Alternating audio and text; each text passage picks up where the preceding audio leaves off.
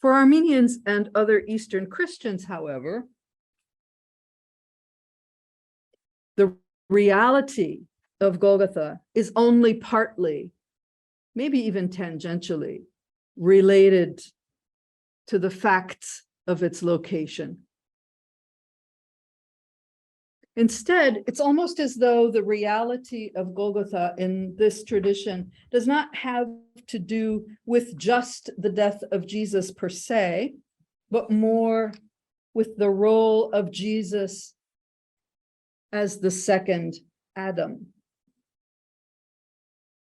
In 1 Corinthians chapter 15, St. Paul says, "Thus is it written, the first man, Adam, became a living soul. The second Adam was a life-giving spirit." So I'm glad everybody is here. And like I said, I'm Emily, moderating today. So just a quick reminder, please keep yourself on mute when you're not asking a question. Video is welcome so we can all feel like we are close together, but of course it's not at all expected.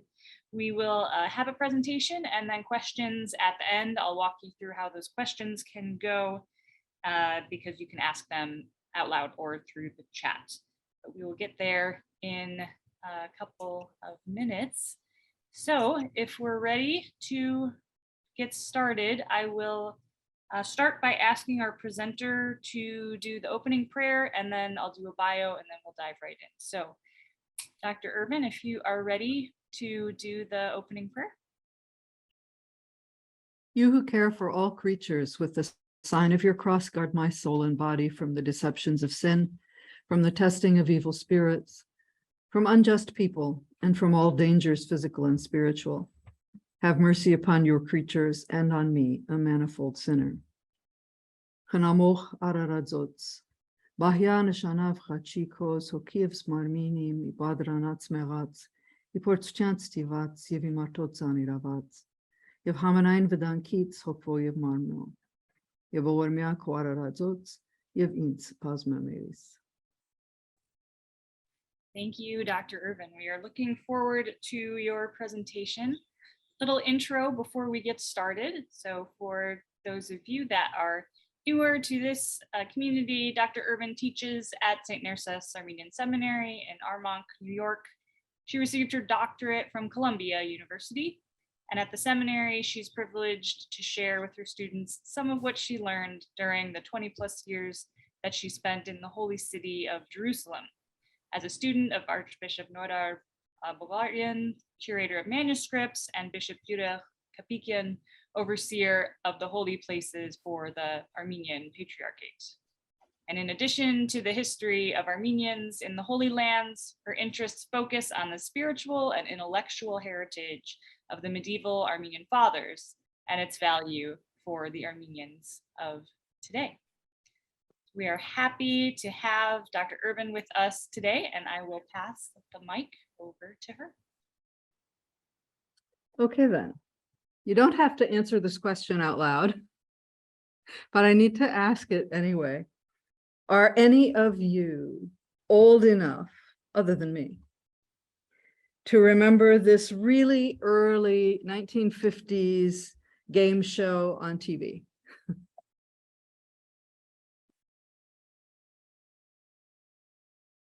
It was called To Tell the Truth. And it was based on the premise that if somebody lies well enough, other people will believe them. And so in each episode of this game show, there was a panel of celebrities like the ones shown here, and they would sit across from some ordinary looking people who were the contestants for the evening. Now, only one of these ordinary looking people had done or experienced something that was out of the ordinary.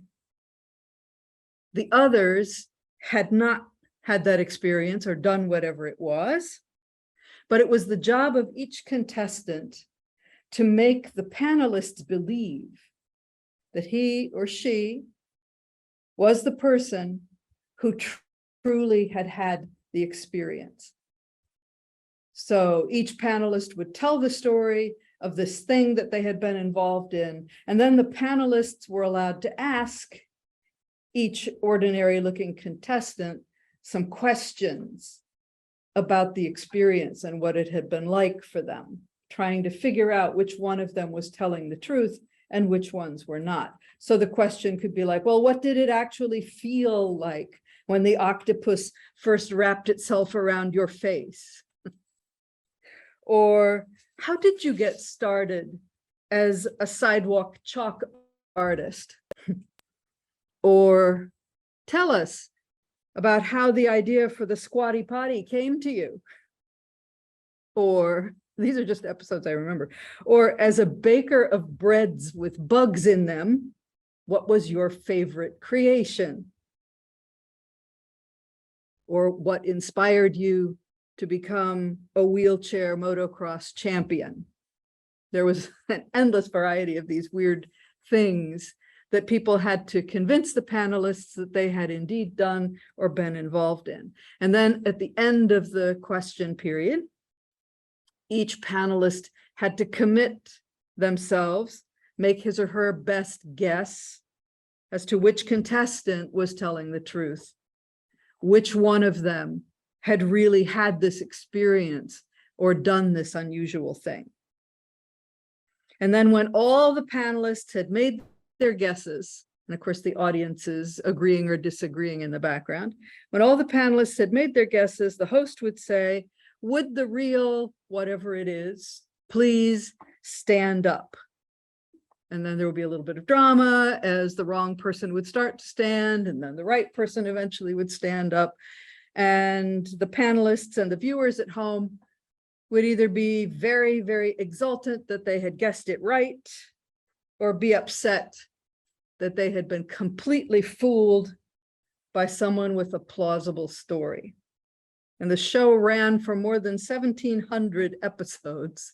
So people enjoyed it. It ran from the 1950s almost to the end of the 1970s. So by using "Will the real Golgotha please stand up," I'm not meaning to imply that anyone is trying to get us to believe a lie about the location of the hill of Calvary, or Golgotha as it's called by Matthew and by Mark and by John. But I am saying that I think we can benefit by looking a little deeper than just the question of which was the actual stony outcropping on which Jesus was crucified. And you probably already know there's debate about this question.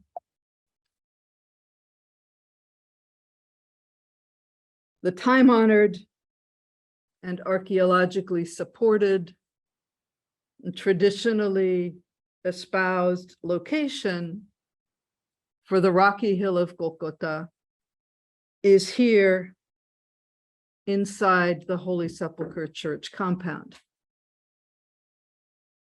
It's originally a set of different structures that were separate from one another, but were brought under one roof, more or less, in the period of the Crusader Kingdom of Jerusalem.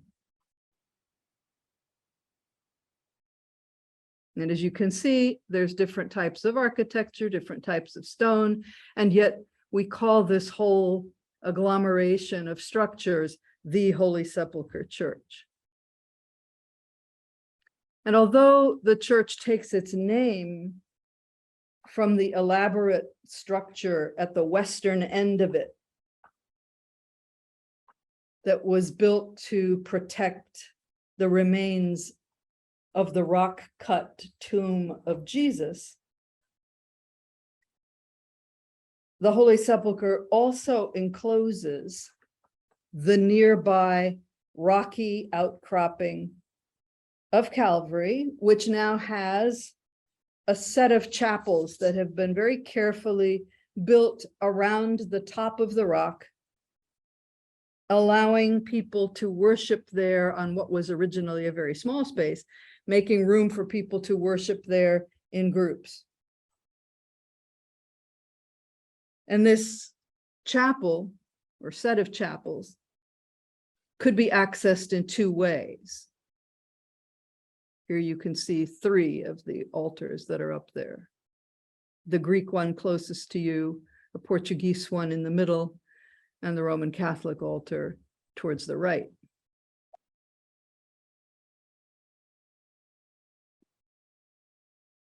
And part of the rock has been left open so that people can still see what the quality and shape of the rock was in the first century. So as I said, there's two ways you can get there. One is, or it was, now you can't do it anymore, either from the outside courtyard, using that set of stairs that you can see in the back right. It goes up to this odd looking little four-columned structure. It looks like it was once open air, which is probably true. And it has a little dome on the top of it. And through there, there's a door that will take you to the Golgotha or Calvary chapels. So that's one way you could get there. The other way is to go inside the church and turn to the right. Once you're inside the door, you can see the panel of the door there on the right. Right behind that door panel is a set of stairs that starts right beside that main entrance door. And in fact, it actually overlaps part of it. And if you're interested in the way that these structures fit together, a few months ago, Vemkar hosted a virtual pilgrimage to the Holy Sepulchre Church that went into all of this in more detail. If that's something that you would like to watch, the recordings are available through the Vemkar website. Arpi and Vartan will put a link in the chat if you should be interested in watching those or watching them again if you did take the pilgrimage. But not everybody loves the Holy Sepulchre Church. For many Western Christians, it's kind of a disappointing place, because most of us were raised with a more kind of rural image, a bucolic image, a much prettier image with green hills and things in our minds for how the crucifixion site appeared. And so over the course of the 19th century, several such disappointed people identified a site that was much more like what they imagined. Outside the present city walls of Jerusalem to the north is this hill. And it first attracted the attention of people who were disenchanted with the hustle and bustle and the crowds and the noise of the Holy Sepulchre Church. First attracted their attention because of its shape. In the English and in the Greek of the Gospels, the word that's used to explain Golgotha is the place of the skull.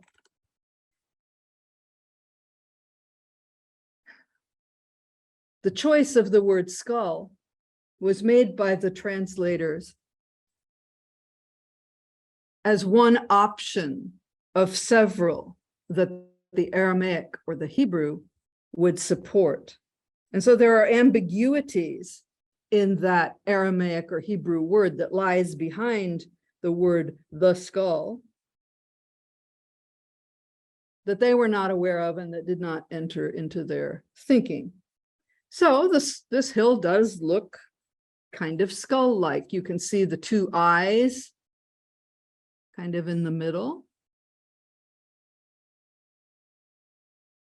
The resemblance sort of goes away as you get closer, but that could also be because it's eroded over the last 150 years. And so drawings have been made to show how people envision this as having looked in the time of Jesus. So someone has taken the photograph on the left with the two eyes and something that looks like a nose or an opening for a nose and a mouth. And over it, they have sketched a full skull with all of its teeth, its chin line, and the line of the top of the head.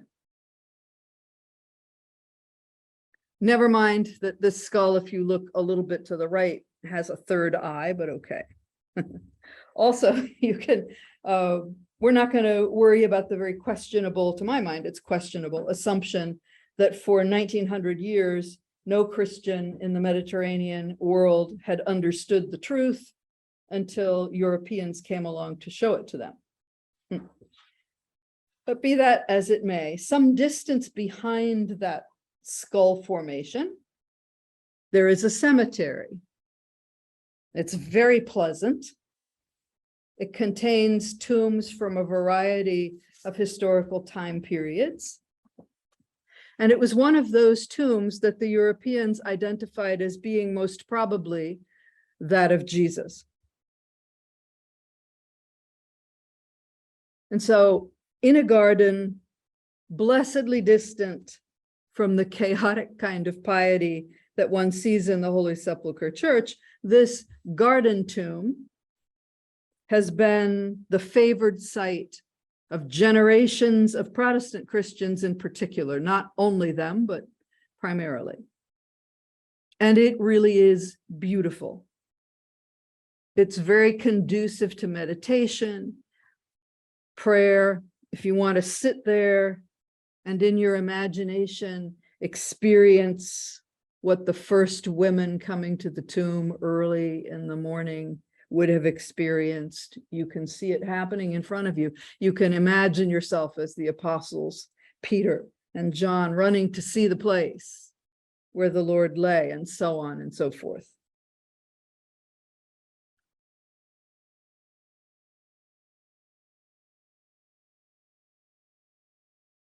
For Armenians and other Eastern Christians, however, the reality of Golgotha is only partly, maybe even tangentially, related to the facts of its location. Instead, it's almost as though the reality of Golgotha in this tradition does not have to do with just the death of Jesus per se, but more with the role of Jesus as the second Adam. In 1 Corinthians chapter 15, St. Paul says, Այսպեսև քրյալե, եղև մարդն առաջին Ադամ ի շունչ գենթանի, երկրորդ Ադամ ի հոգի գենթանարար. Thus is it written, the first man, Adam, became a living soul. The second Adam was a life-giving spirit. So in this equation, the first Adam, the second Adam, the death of Adam is juxtaposed with the death of Jesus. It's clear that Adam died and he remained dead. And there are graves of Adam and Eve in many interesting locations. Has anybody been to visit this one? This is in Southwest England. It's a long barrow, a long tomb. You can see it has two sections. One is for Adam, one is for Eve. And it's referred to as the tomb of Adam. Well, that's odd. Did Adam ever go to England? Well, did he also ever go to Sri Lanka? The tombs of Adam and Eve in Mannar. You're looking at them, nicely covered with beautiful green. You can see that they were giant humans in the eyes of the people who memorialized them here. Both the English tomb of Adam and the Sri Lankan tomb of Adam assume that, of course, Adam and Eve were much larger than humans are now. But there are more in Lalibela in Ethiopia. The rock-cut tomb of Adam can be visited.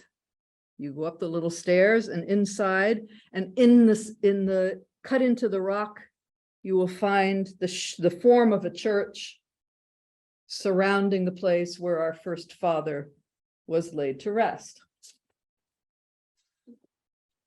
And that's not all either. Also, closer to Jerusalem, there's this. This is the great complex at Hebron, aka Khalil, aka Kiryat Arba, which encloses the site of the cave of Machpelah, which Genesis 23 describes Abraham purchasing in order to bury his wife Sarah in the cave, or actually it's more than one cave. And then other parts of Genesis go on to describe how other patriarchs and their wives are later buried in the same place. So eventually, the caves came to be the resting place of three patriarchal couples, Abraham and Sarah, Isaac and Rebekah, Jacob and Leah. And according to the tradition, also the resting place of Adam and Eve. And then there are some quite fascinating traditions that grow up around this story of the burial of Adam. For instance, one tradition says that the cave, the entrance to Adam and Eve's burial chamber, is also the entrance to paradise. And in this tradition, when Adam dies, it's his son Seth and the enigmatic priest figure Melchizedek who bury him. And when they carry him to the spot where his grave would be, the earth splits like an opening orange into 4 sections. And Adam is deposited, his body is deposited in the center, close to the place from which he had fallen. And then the earth closes again and embraces him within it, concealing his body. However, if you go to this structure, we're told that the cool, clean air of the original human homeland can still be felt, wafting gently from an opening in the cave. Well, that's an interesting story. Here's a picture of one of the entrances to the caves. I don't know whether this one is Adam's or not. And here's another one enclosed within the compound at Hebron. And Christians were really taken with this tradition, this idea that the tomb of Adam would naturally be at the center of the world, at the entrance of paradise. Because for Christians, the crucifixion site too is at the center of the world. And the cross of Christ, as we mentioned in the first session of this semester, is depicted as the gate to paradise. After all, Christ said to the penitent thief, "This day you will be with me in paradise." And so it was particularly fitting that Christ's crucifixion should have taken place above the tomb of Adam, not the tomb in Hebron, but his tomb must have been, according to the Christian iconography of it, at the spot of Christ's crucifixion. The second Adam, giving life to the first Adam, who had been designed as a living being, that juxtaposition, that physical proximity of them, Christians found very inspiring. And so the Holy Sepulchre Church marks this very beautiful and very hopeful overlaying of the first Adam's death-creating life and the second Adam's life-giving death.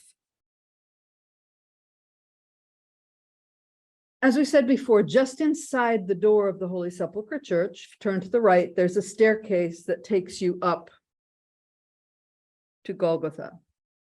If you don't go up that staircase, and instead you just keep going straight ahead, you walk past it, there's a kind of an open space. Here we're looking at it from the side. You would be coming in from the right of this picture. And if you were to stand right about where the woman in pink is standing in the photograph and look up, above you is the Golgotha Chapel, and you can see that there's an arrow pointing to it in the picture. And then if you look directly below that upstairs chapel, you can see another doorway. And I would bet that after what we've just been talking about, you could probably guess where it leads to. The Chapel of Adam, which lies directly underneath Golgotha, right under the spot where the cross of Christ stood. And you can see that there's a little window at the back of this altar area. So here's the Golgotha above, here's the rock above, here's the rock below. And so the rock above continues down, and part of that rocky pedestal has been left open and visible in the chapel, so that the continuity of what is above and what is below, the continuity of the death of Christ and the death of Adam, is clear for anyone who knows to look for it. And if we were able to go a little more closely, you used to be able to, now there's a kind of a doorway in front of the altar, you would see the rough and pitted surface of the rock, which attests to two things. One, that it's not very strong quality rock. And second, that when you went to Jerusalem as a pilgrim in the very early days, your pilgrimage equipment, your pilgrimage kit, included a little hammer and a chisel, so that you could take home with you little bits of the holy places that you visited. Now, obviously, over time, that became not such a good thing to have people doing. So we have windows over the rock, and we have glass and other things surrounding it. But in this very easily broken rock, one particular crevice, you see this kind of triangular opening? That particular crevice is referred to as the cave of Adam's skull. It's not quite correct, but because of the way the church complex's shape has changed over the centuries, it's really kind of good enough. I'll tell you what's happened. Once there was a very magnificent basilica church, a long, thin church that extended east to west, just behind this rocky pedestal of Golgotha. And it was designed so that people exiting through a doorway near the altar apse of that basilica would find themselves directly behind the rock. And so they would have like this sudden face-to-face encounter with the rocky pedestal of Golgotha. And if you were approaching the Calvary rock from the east, you would see it not from this side, you would see it from the other side, from what we now call the back of it. And you know, the things that you're not allowed to see, you really want to see. The things that are off limits are the place you want to go. Well, a number of years ago, I had the opportunity to go to the back, what used to be the front of this rocky pedestal, in order to see the original cave of Adam's skull. And it was all kind of very hush-hush about getting there. And you had to know somebody to get there. And you had to do it really quickly before somebody caught somebody who knew how to get there, taking you back there, especially if you weren't Greek, because it belongs in the Greek Orthodox section of the church. So anyway, in those days, there was like a storeroom behind this rock, and you had to climb over piles of carpets and lamps and other types of liturgical stuff in order to peer over the edge of the chapel floor to the rock down below. Now they've got it in much better condition.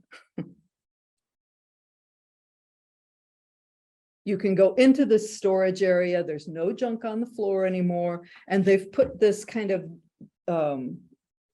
barred thing over the top of the opening where you would look down to see the rock, just so that you don't fall in, because it's pretty deep and getting you out would be difficult. So you can put your head right there like those people are doing.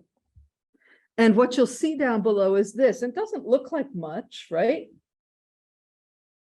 But this is the backside of that little Adam cave of Adam's head.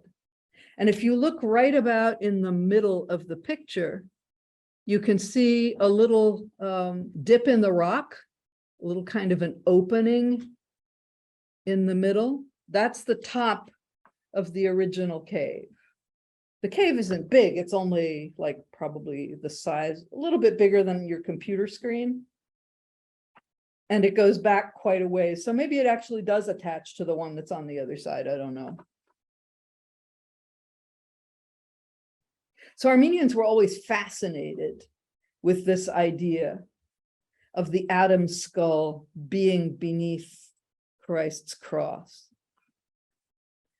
And so Armenian iconographers often portray the crucifixion like this. Not always, but often. This is a painting by Toros Roslin.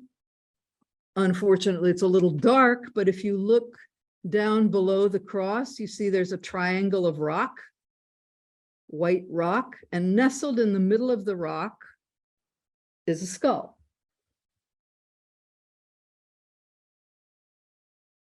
You see it?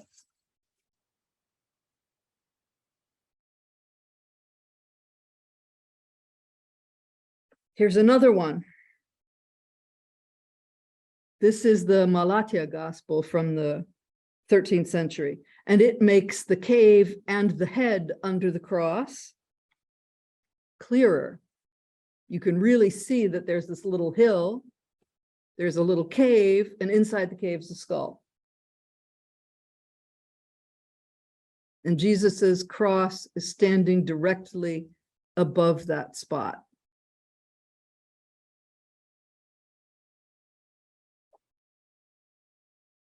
In the 14th century, this 14th century gospel from the monastery of Datev,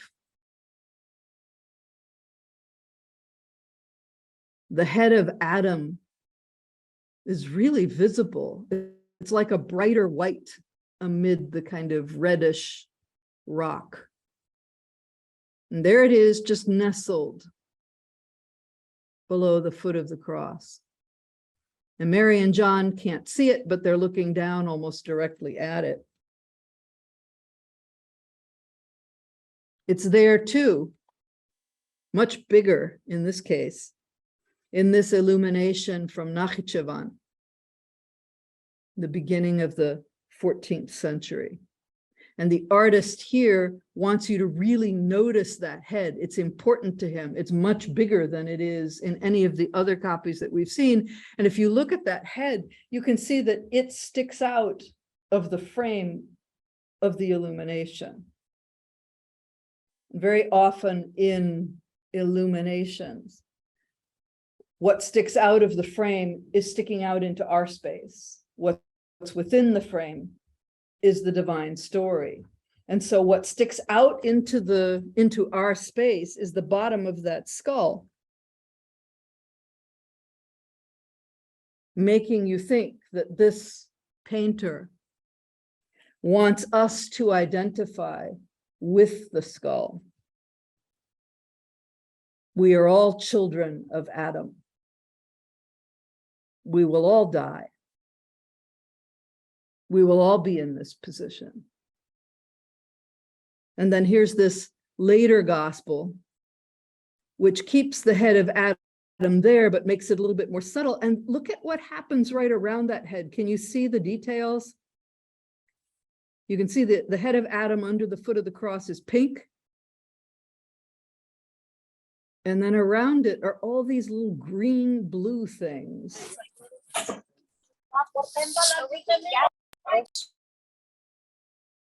What are they? They're other heads.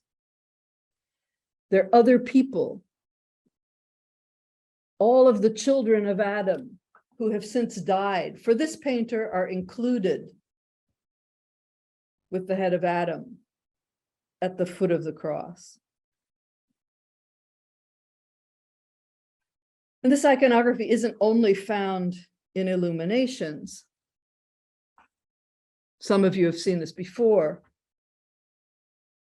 I really, really like this Khachkar from Hovanavank, and it takes to new heights the significance of the juxtaposition of Christ and the cross with Adam. The head of Adam, you can see, is below the cross. Above the cross, at the top of the cross, is the head of Christ. And in this depiction, his body has actually become the cross, has actually become the cross that joins the first and the second Adam inseparably. And by extension, wherever the children of Adam experience death, there the cross is planted. Wherever the gates of hell would be expected to prevail, there the door of paradise opens. The real Golgotha, in other words, can be seen wherever human death is found. The link forged by God between death and life always holds, and the gates of hell shall not prevail against it. One way then to look at the real Golgotha is as a part of our human experience of death. But there's a second reality to Golgotha as well that the Armenians were very quick to pick up on and to joyfully incorporate into their architecture. Its reality is subtle, but once you see it, you can't unsee it. It's subtle, but it's powerful.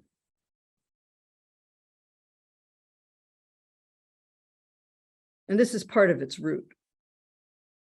When the Crusaders built the new entrance to the Holy Sepulchre Church, they made it a double doorway. As you can see, the Ottomans bricked up one side of it because it's much easier to take tickets from people if they're only going in and out by one door.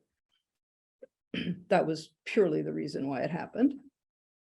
And these doors are surmounted by beautifully carved lintels from the Crusader era. But over time, the soft stone of these lintels was damaged by weather, by pollution. And so eventually they were removed carefully and placed in a museum, which on the one hand is a good thing because it means that it's easier to see them up close. This is the one on the right above that closed western bay of the door. And you can see it shows a very magnificent vine. And it appears beautiful until you look more closely at the human and animal figures that are entangled in the vine. They're being squeezed by the vine. They're imprisoned in its tendrils. And it was through this side of the double doorway that pilgrims entered the church. And then they would make their way around the Golgotha chapel, the other memorial chapels to Christ's Passion, around to the tomb, and then they would exit the church through the eastern door. And as they came back outside into the world, they would pass underneath a lintel that depicted the healing power of Christ, the entry of Christ into Jerusalem, and other very beautiful things. And the final panel showed the Last Supper. All of the disciples are arranged next to Christ, with the exception of one figure, the figure of Judas, who is at the moment of reaching across the table to receive from Jesus the morsel dipped in the dish.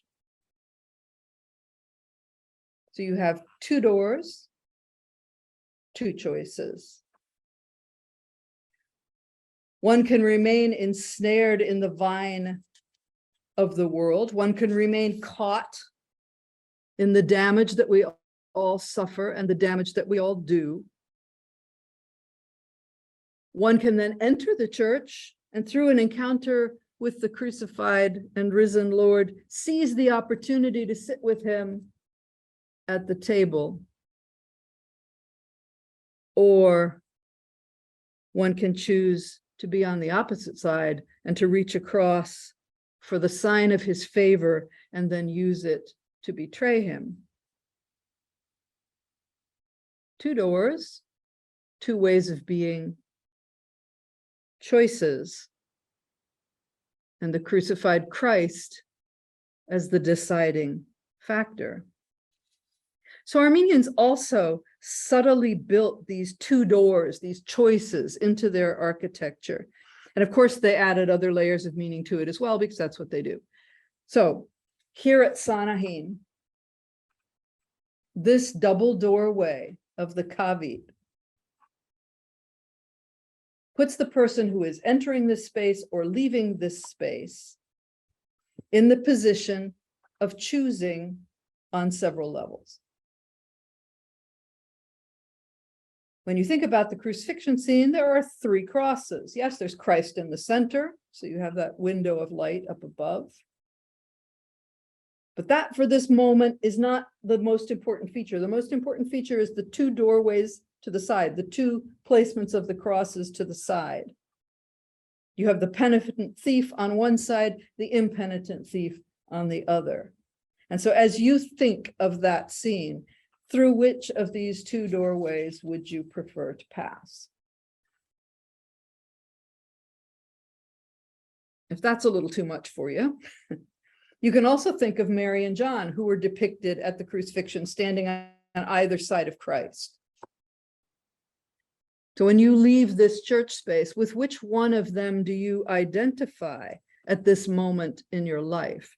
Are you, like the Mother of God, grieving a terrible loss while at the same time bowing to the beautiful will of God for human salvation through your own suffering?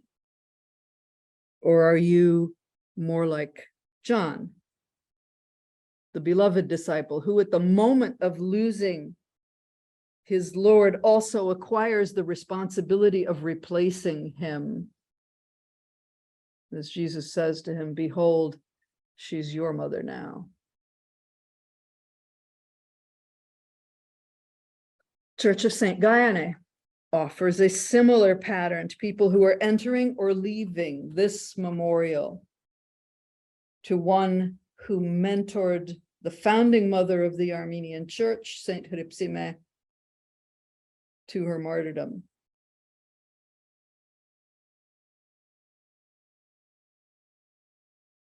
It's possible to also look at this as a Trinitarian statement. You have three doorways below, you have a single window above. Also a possibility, and they are not mutually exclusive. And wherever there are three bays, as there are here. You have the church door in the center, a door to the left, and what probably originally was a door to the right. Or wherever you have three altars, which is almost every Armenian church, this iconography of the cross and human choice is present, sometimes subtly present, or as at Gerard, not subtle at all. In that famous rock-hewn chapel, the cross in the middle, you can't miss it, with all of its layers of decoration. The door to either side. By the simple fact of entering that space, or even if you don't enter that space, you make a choice, either physically or mentally. Which thief am I? Am I Mary? Am I John? Do I sit with Christ, or do I use his blessings to betray him? What is my relationship to that central reality of the cross? Wherever we choose to venerate the site of Jesus's crucifixion, whether it's a garden tomb or a church complex, we bear in mind that Golgotha is everywhere. It's everywhere that the sons and daughters of Adam die. It's everywhere that people are changed by their encounter with the cross. It's every moment that we, by our own choices, choose our position, our relationship relative to the crucified Lord.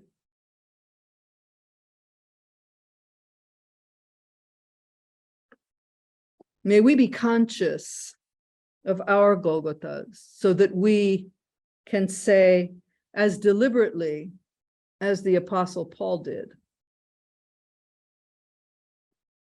Ail ins kavlitsi barzel, paits miain ichachen, diaren mero Hisusi Christosi, aisu hedev ashchad voxis miarase, zies es charcharanes Christosi, iboni imum gerem. Far be it from me to boast, except through the cross of our Lord Jesus Christ. And as I have freely chosen, hereafter let no one take me to task. For I have decided to bear the sufferings of Christ in my own body.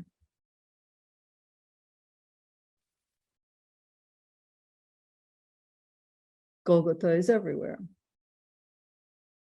It's a choice. It's life. It's ours.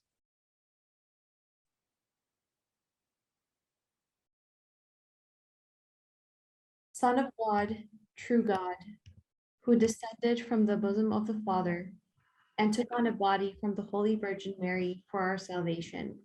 You were crucified, buried, and rose from the dead, ascended in glory to the Father.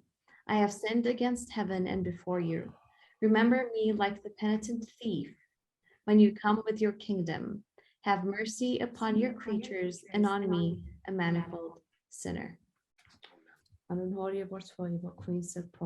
Amen.